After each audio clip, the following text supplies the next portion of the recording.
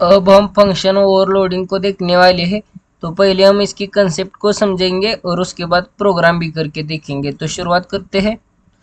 In C++ language we are able to take or define many functions having same name, but all these functions are differ from each other according to signature, type of argument and number of argument accepted by function. Such concept is called as function overloading. आप C++ language में multiple functions एक ही name के ले सकते हो और वो function signature से ही डिफरेंट होंगे, उसे फंक्शन ओवरलोडिंग कहते हैं। सिग्नेचर मतलब किस टाइप के आर्गुमेंट पास किए हैं और कितने आर्गुमेंट पास किए हैं। ओवरलोडिंग मतलब वन नेम के multiple meaning. Function overloading is a type of compile time polymorphism. Function overloading एक कंपाइल टाइम पॉलीमॉर्फिज्म का टाइप है। मतलब सभी फंक्शंस कंपाइल टाइम चूज किए जाते हैं और फंक्शन ओवरलोडिंग के एग्जाम्पल यहाँ पर लिया है। तो देख सकते हैं ये 3 फंक्शंस सेम नेम के हैं, लेकिन सभी फंक्शंस सिग्नेचर से डिफरेंट है।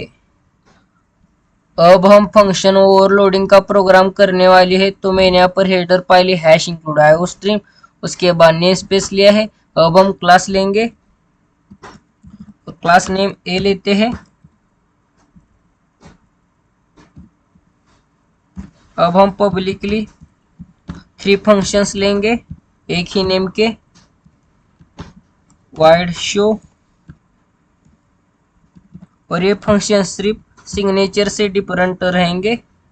उसके बाद वाइड शो और 1 इंटीजर टाइप का आर्गुमेंट पास करेंगे। उसके बाद वाइड शो और 2 इंटीजर आर्गुमेंट पास करेंगे।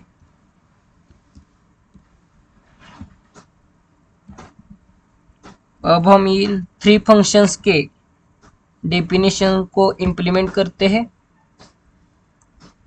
तो return type void, class name A, scope resolution operator, function name show.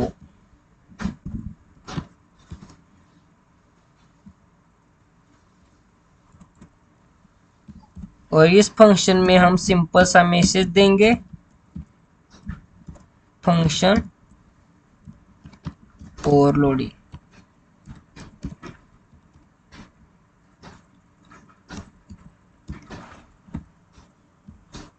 उसके बाद अगले फंक्शंस की डेफिनेशन को इंप्लीमेंट करते हैं। Return type void, class name A, scope resolution operator और फंक्शन नेम शो, और 1 इंटीजर वेरिएबल पास किया है ए, और ए इस वेरिएबल की वैल्यू को प्रिंट करेंगे इस फंक्शन में। यहाँ पर मैसेज भी देंगे, वैल्यू ऑफ ए, और यहाँ पर प्रिंट करते हैं। अब हम अगले फंक्शन की डेफिनेशन को इंप्लीमेंट करते हैं। Return type void, class name A, scope resolution operator, function name show, और 2 आर्गुमेंट पास किए हैं और उन 2 आर्गुमेंट के नेम एक्स और वाई लेते हैं।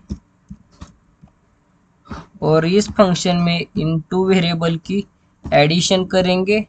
तो यहाँ पर 1 वेरिएबल को डिक्लेयर करते हैं इंटीजर टाइप का सी, और C is equal to x plus y करते हैं, जिससे एडिशन सी इस वेरिएबल में स्टोर हो जाएगी।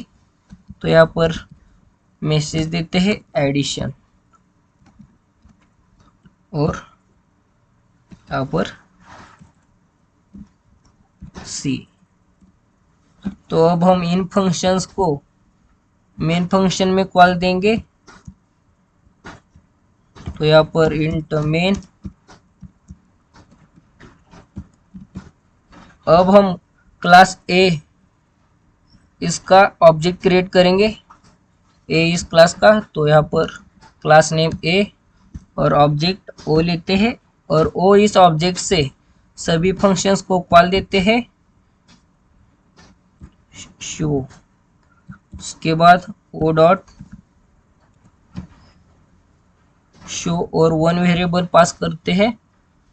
हम स्टैटिकली ही वैल्यू पास करेंगे, तो यहाँ पर मैं 10 ये वैल्यू पास करता हूँ।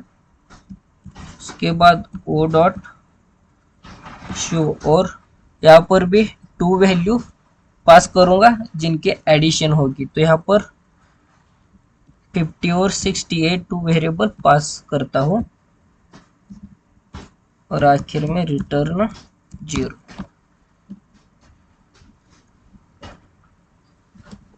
तो ये प्रोग्राम हो चुका है। अब हम इसे कंपाइल और रन करके देखते हैं।